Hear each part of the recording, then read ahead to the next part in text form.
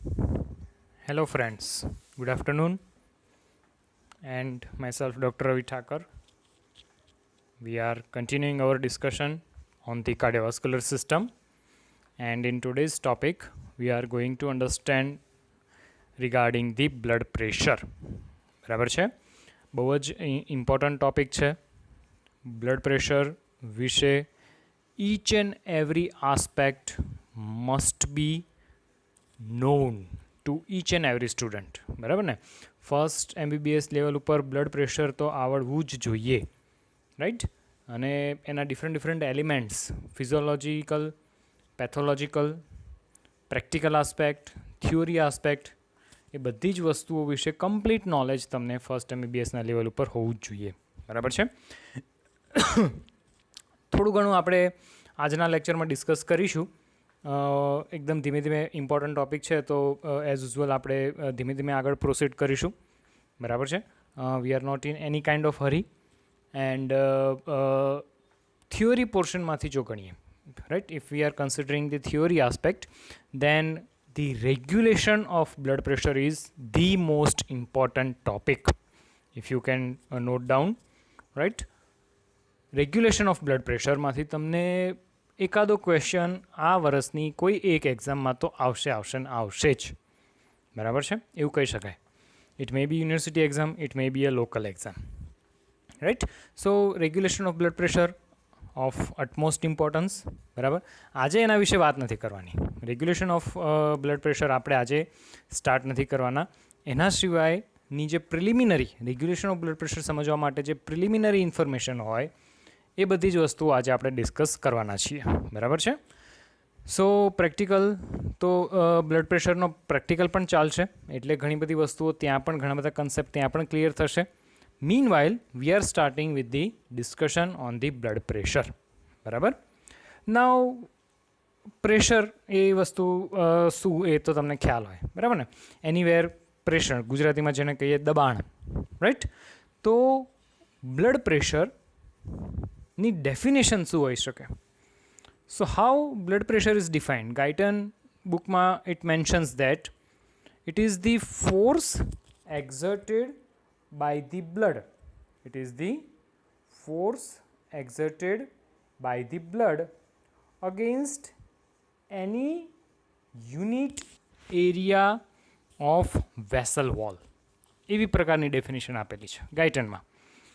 શું કહે છે? તો કે it is the force exerted by the blood against any unit area of the vessel wall.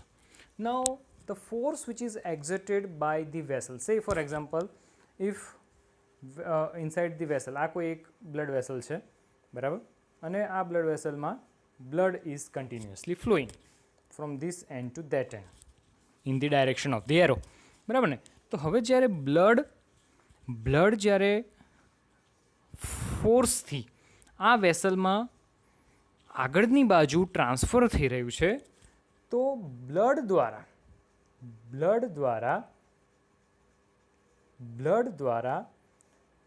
વેસલની wall પર લાગતું પ્રેશર. સમજ પડે છે?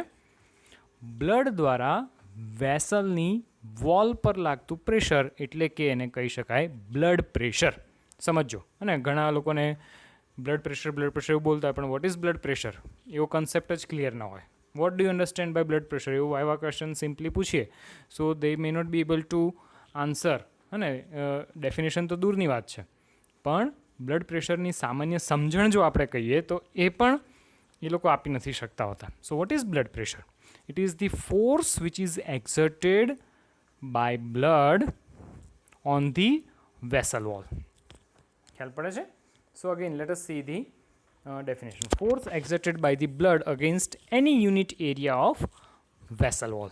બરાબર છે.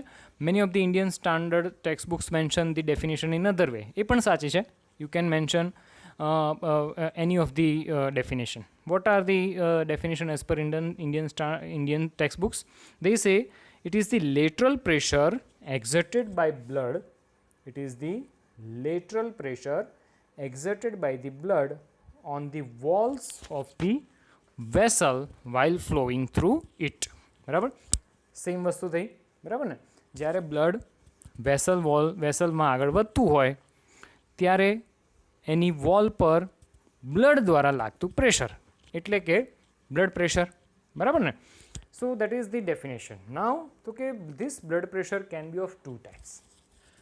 આપણને ખબર છે કે there are two phases of cardiac cycle, હે ને? સિસ્ટોલિક ફેઝ અને ડાયસ્ટોલિક ફેઝ. તો સિસ્ટોલિક ફેઝ એટલે કે during this systolic phase the maximum pressure which is exerted during the period of systole. So that is called as the systolic pressure. Normal range of systolic pressure is somewhere around 100 to 140 mm of Hg. બરાબર છે? And that is created because of the force which is exerted by the ventricular wall. Ventricular ejection થાય, જે ventricles force of contraction generate કરે, એક ધક્કો મારે, એક force create કરે, push કરે, એના લીધે જે સિસ્ટોલિક પ્રેશર ક્રિએટ થાય છે એને કહેવાય, that is called as the systolic blood pressure, right? It is the maximum pressure which is exerted because of ventricular ejection. બરાબર છે? Range is 100 to 140 mm of Hg. Pressure આપણે generally mm of Hg અથવા તો centimetre of H2O માં માપતા હોઈએ, બરાબર ને? સો again just a little bit knowledge regarding mm of Hg, है ને? mm of Hg અથવા તો મિલીમીટર ઓફ મર્ક્યુરી, है ને? તો એ વસ્તુ શું સૂચવે છે એની થોડીક આપણે નોલેજ હોવું જોઈએ કે ભાઈ mm of Hg એટલે કે એટલું પ્રેશર કે જે મર્ક્યુરીને એના સ્કેલમાં ઉપરની તરફ 100 માર્ક સુધી જો ધકેલી શકે તો આપણે એને કહીએ 100 mm of Hg pressure. That pressure which is causing column of mercury to raised in a scale up to a mark of 100 millimeter. That is called as 100 mm of Hg. બરાબર ને? આવો કોઈક સ્કેલ લઈએ અને એ સ્કેલમાં if there is a mercury is filled, right? So mercury will rise up to a mark of 100 millimeter, then we call it as a 100 mm of Hg pressure. If mercury is raised up to a mark of 120, then it becomes 120 of Hg pressure. So normal systolic pressure is ranging in between 100 to 140 mm of Hg, right? Systolic pressure ની જેમ જ બીજું pressure હોય diastolic pressure, right? It is the minimum pressure during the phase of diastole. It is the minimum pressure which is exerted during the phase of diastole, right? So હવે એક વસ્તુ અહીંયા સમજીએ કે ભાઈ suppose the blood is the ventricular ejection થાય, બરાબર ને? વેન્ટ્રિક્યુલર ઇજેક્શન થાય એટલે the blood is pushed inside the vessel, right? અને એ વેસલ એ બ્લડનો જે પુશ થાય, જે બ્લડનો ધક્કો વાગે, બરાબર ને? તો એના લીધે there will be slight enlargement of the vessel wall. Vessel વોલમાં સ્લાઇટ એન્લાર્જમેન્ટ થાય. કેમ? તો કે ભાઈ વેન્ટ્રિકલ્સે એક પ્રકારે પુશ કરેલું છે, ફોર્સ જનરેટ કરેલો છે, and that creates a slight bulging into the vessel wall, બરાબર ને?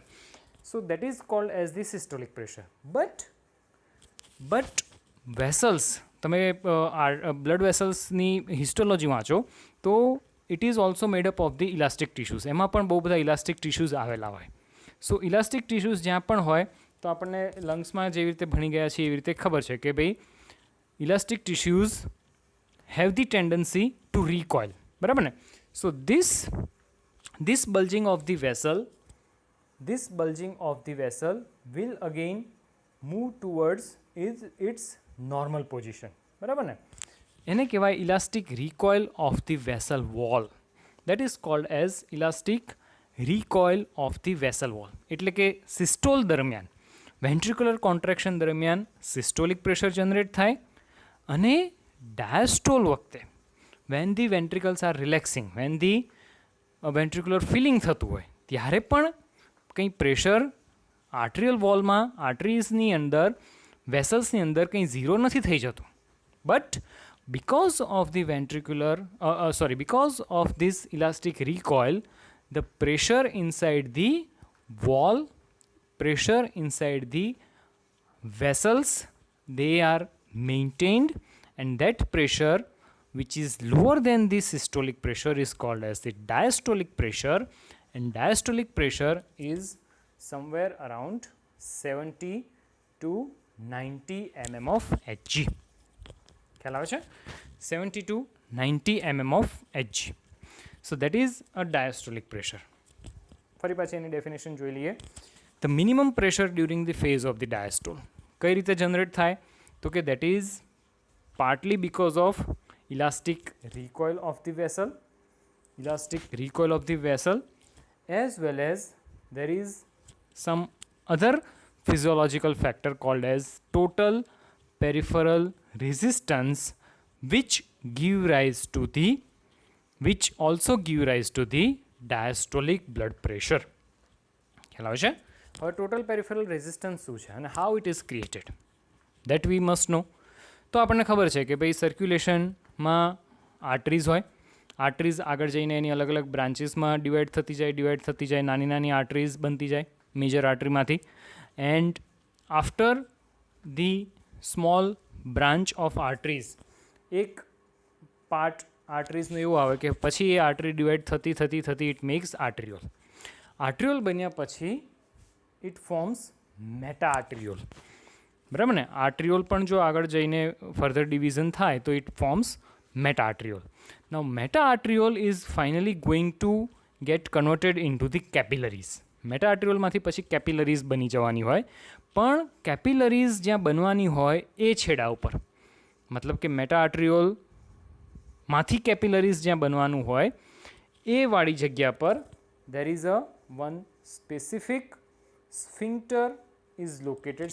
Sphincter એટલે there is a circular collection of vascular smooth muscles. બરાબર ને? circular collection of smooth muscles એ બધા ભેગા થઈને મેટા આર્ટરિયોલમાંથી જ્યાં કેપિલરીઝ બનવાની છે તો ત્યાં કેપિલરીઝના એ એન્ડ ઉપર there is a presence of a precapillary sphincter. And this precapillary sphincter have the capability of constriction as well as relaxation. બરાબર ને? એને ઓટોનોમિક નર્વસ સિસ્ટમમાંથી જેવા પ્રકારના સિગ્નલ્સ મળશે એવી રીતે પ્રીકેપિલરી સ્ફિંક્ટરનું કન્સ્ટ્રિક્શન પણ થઈ શકે અને રિલેક્સેશન પણ થઈ શકે. હવે સ્વાભાવિક છે કે ભાઈ if this is an artery, બરાબર ને, આ સપોઝ કેપિલરી છે, બરાબર ને, આર્ટરી આગળ જઈને આર્ટરિયોલ્સ, મેટા આર્ટરિયોલ અને મેટા આર્ટરિયોલમાંથી જ્યારે કેપિલરીઝ બનવાની છે તો આ કેપિલરીઝની આવી રીતે ગોળ ફરતે હે ને there is a presence of capillary sphincter, right? And this sphincter can constrict and relax. So constriction of precapillary sphincter, that means decreased diameter of capillaries, બરાબર ને? capillaries constrict થાય, right? અને જો precapillary sphincter જો relax થાય તો it will cause the increased diameter of the capillaries, right? So this mechanism will determine total peripheral resistance. સ્વાભાવિક છે, જો પ્રીકેપિલરી સ્ફિંક્ટર કન્સ્ટ્રિક્ટેડ પોઝિશનમાં હોય તો બ્લડને ત્યાંથી પાસ ઓન થવા માટે ખૂબ જ રેઝિસ્ટન્સ લાગે, તો એવું કહેવાય કે ભાઈ ટોટલ પેરિફેરલ રેઝિસ્ટન્સ વધી ગયો છે, right? If precapillary sphincter is in a relaxed position, so it will decrease the total peripheral resistance, but some amount of resistance will be always there in the peripheral circulation, and this resistance to the blood flow is provided because of precapillary sphincter. એવું કહી શકાય કે precapillary sphincter is the main substance, અથવા તો main structure which provides a kind of a resistance to the blood flow. બરાબર ને? and that is generating a kind of a pressure. જ્યાં પણ રેઝિસ્ટન્સ આવે હે ને તો it will create an extra pressure, right? So this is the precapillary sphincter. બીજી પણ એક ફિગર છે. In this figure also you can see the precapillary sphincter, right? So these are the arterioles, right? અને arterioles જ્યારે કેપિલરીઝમાં convert થાય તો કેપિલરીઝની wall ઉપર there is a presence of the collection of smooth muscles, circular collection of the smooth muscles. GIT માં પણ તમારે ઘણા બધા સ્ફિંક્ટર આવેલા હોય. So this circular collection of smooth muscles can occlude the arteries ને constrict કરી શકે, relax કરી શકે, and this provides a kind of a peripheral resistance. So diastolic blood pressure ક્યાંથી જનરેટ થાય છે? તો કે diastolic blood pressure જનરેટ થવા માટે બે ઇમ્પોર્ટન્ટ ફેક્ટર્સ છે. એક તો elastic recall of blood vessel, another is the total peripheral resistance, right? And that diastolic blood pressure ranges somewhere around 70 to 90 mm of Hg, right? Then there is another term, pulse pressure.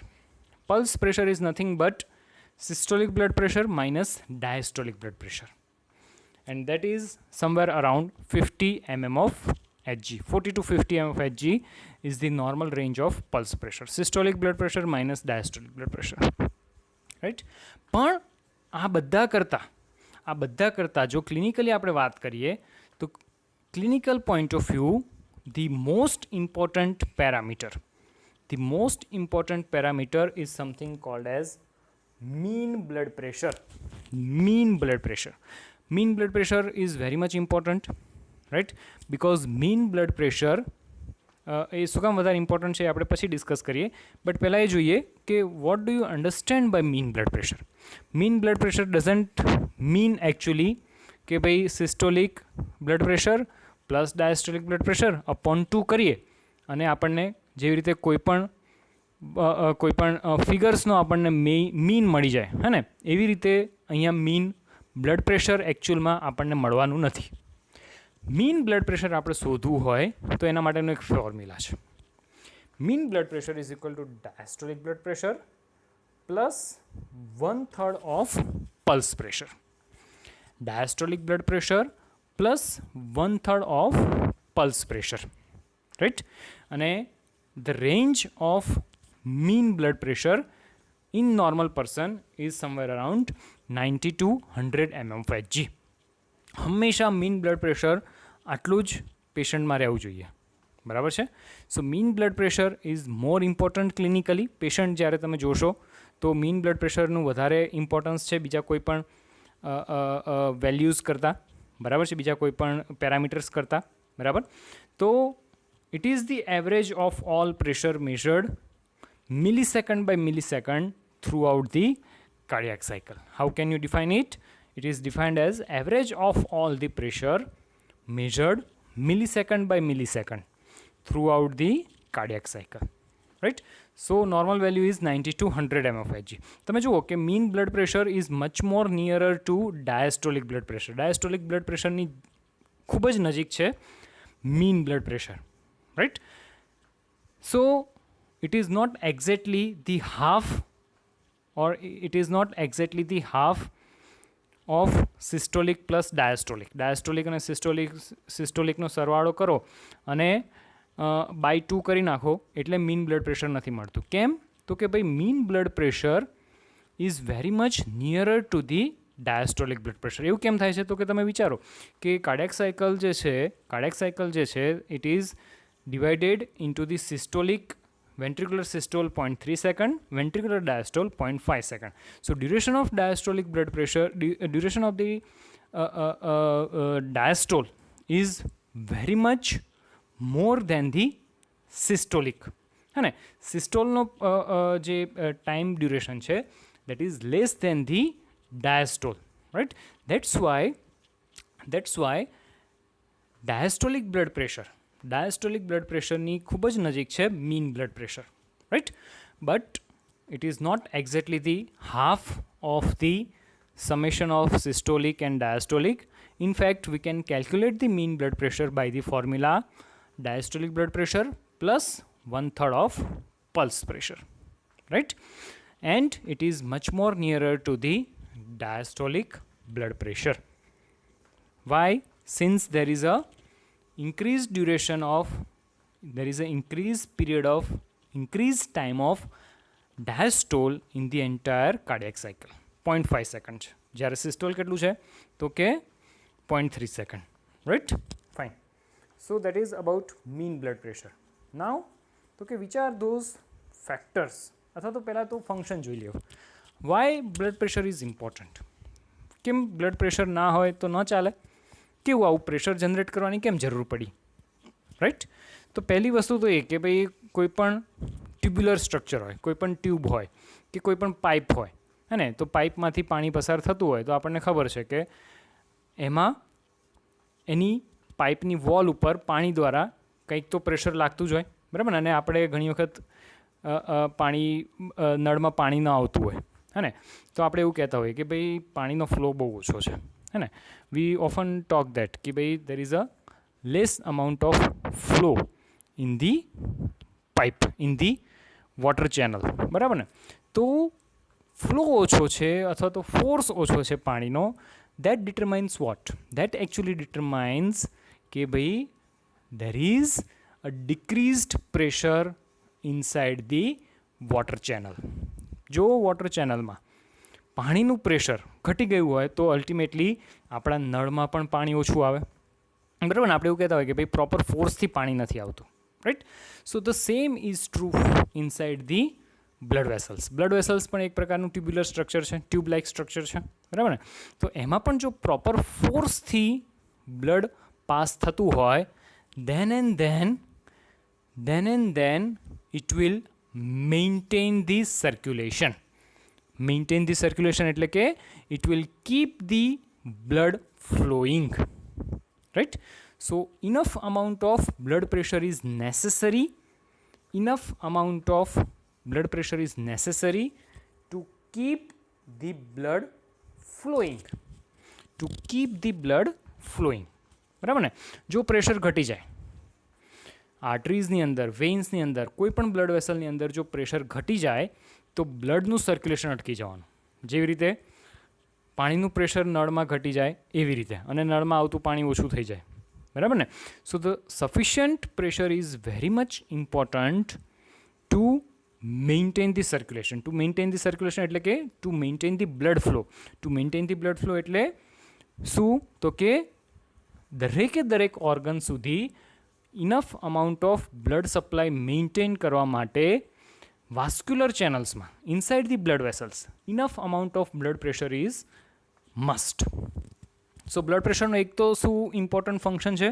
તો કે it helps it keep the blood flowing, બરાબર ને. અને blood જો flow થતું રહે, blood flow દરેક ઓર્ગનનો maintain રહે, એટલે કે હાર્ટને જેટલું બ્લડ જોઈતું હોય એટલું મળતું રહે, કિડનીને જેટલું બ્લડ જોઈતું હોય એટલું મળતું રહે, લીવરને enough amount of blood flow maintain રહે, તો that will provide a kind of a force, right.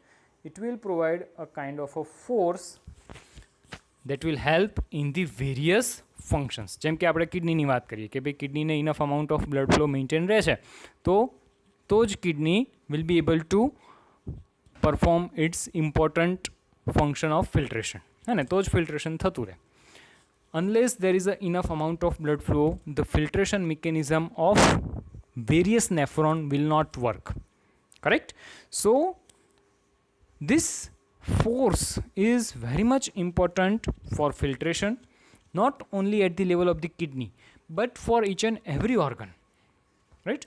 Liver માટે, કિડની માટે, લંગ્સ માટે, સ્પ્લીન માટે, હાર્ટ માટે, બરાબર ને. દરેક જગ્યાએ જો if tissues want to perform its allotted functions, enough amount of blood flow is must, right. So that is the functions of the blood pressure. Now there are some of the variations.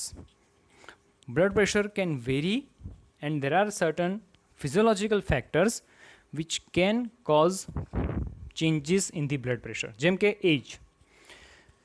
Now when the child is born,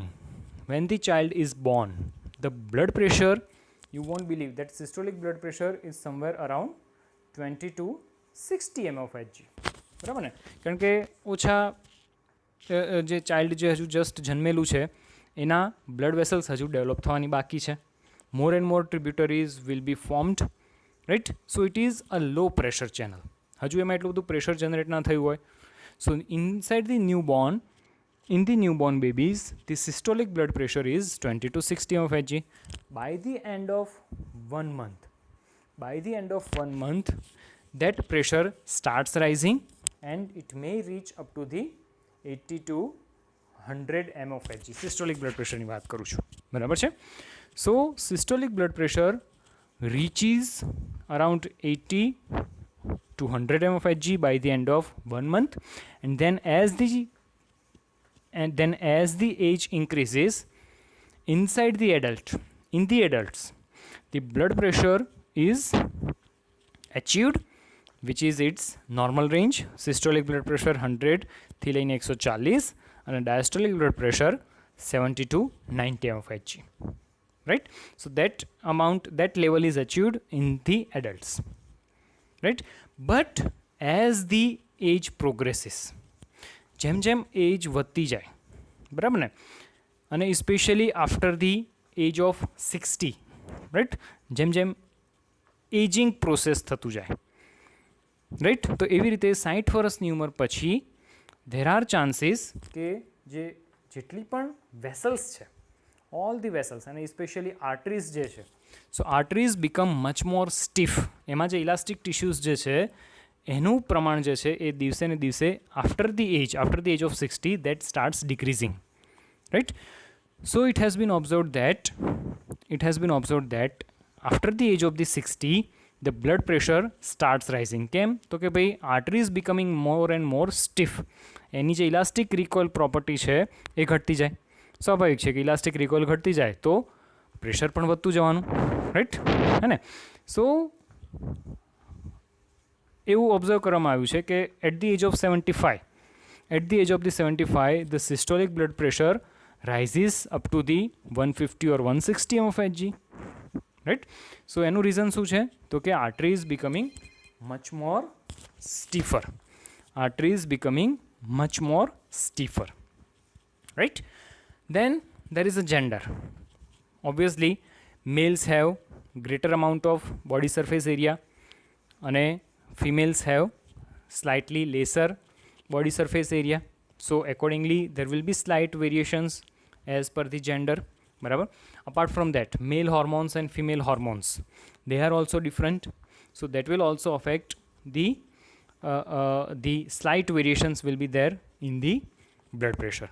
Obese persons will have excess amount of adipose tissues, બરાબર ને. એડિપોઝ tissues જેટલા વધારે તો એડિપોઝ ટિશ્યુના નરિશમેન્ટ માટે પણ extra amount of blood વેસલ્સની જરૂર પડે. સો all those excess blood vessels will add up, all those extra amount of blood vessels will add up to the blood pressure. કેમ? તો કે ભાઈ જેટલી વધારે ટ્રિબ્યુટરીઝ એટલો પેરિફરલ રેઝિસ્ટન્સ વધારે, બરાબર ને. Not only that, obese persons have always sympathetic over activity. Obese person will also have sympathetic overactivity. These two reasons together causes increased chances of high blood pressure among the obese person. ખ્યાલ આવે છે, right? સો એટલે આપણે કહેતા હોઈએ કે ભાઈ વધેલું વજન અનેક બીમારીઓ ઇન્વાઇટ કરી શકે, હે ને. So one of them is high blood pressure, hypertension. Hyper that means raised, high, અને tension that means blood pressure, રુધિરનું ઊંચું દબાણ, right. So hypertension. Now diurnal variation that means variation among the blood pressure in 24 hours. Naturally during the sleep hours our parasympathetic dominance is there. So parasympathetic dominance હોય એટલે blood pressure ઓછું થાય. અને સવારના ટાઈમમાં અથવા તો જ્યારે આપણે એક્સરસાઇઝ કરતા હોઈએ તો એવા સમયે there is always chances of elevated blood pressure, right? Then there is a gravity also affects the blood pressure.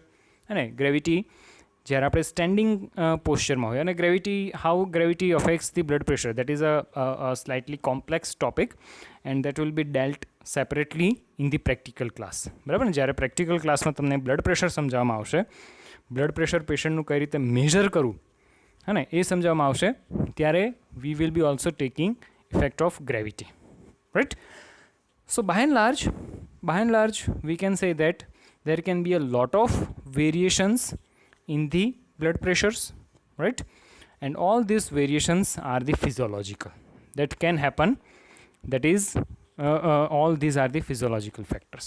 Pathological factors તો કે બે વસ્તુ, increased blood pressure, hypertension, decreased blood pressure, that means hypotension. બરાબર છે. સો આજના લેક્ચરમાં અહીંયા સુધી જ રાખીએ. I am not going to deal with further, બરાબર. And all of you just get a brief idea. Blood pressure વિશે આટલું વાંચો, થોડું પ્રિપેર કરો.